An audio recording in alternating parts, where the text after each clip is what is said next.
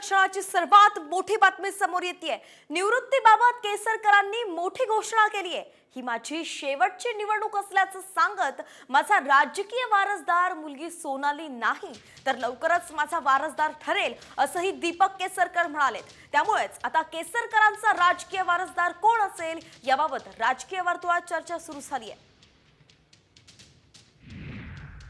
वारसदार नाही, माझ्या सामाजिक कामाची वारसदार ही सोनाली आहे, कारण ती परंपरा आमच्या कुटुंबाची आहे। आणि मी ह्या सगळ्या गोष्टी मी सांगतो, कदाचित म्हणजे खरोखरच ही शेवटची निवडणूक माझी आहे।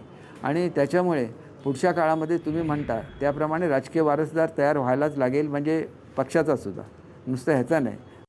क्षणाची सर्वात मोठी बातमी समोर येतेय। निवृत्तीबाबत केसरकरांनी मोठी घोषणा केली आहे। ही माझी शेवटची निवडणूक असल्याचं सांगत माझा राजकीय वारसदार मुलगी सोनाली नाही तर लवकरच माझा वारसदार ठरेल असंही दीपक केसरकर म्हणाले।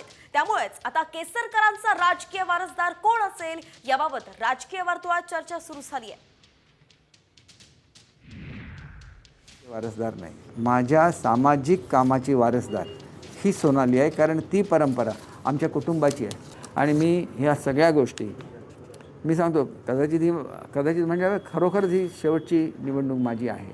आणि त्याच्यामुळे पुढच्या काळामध्ये तुम्ही म्हणता त्याप्रमाणे राजकीय वारसदार तयार व्हायलाच लागेल, म्हणजे पक्षाचा सुद्धा, नुसतं ह्याचा नाही।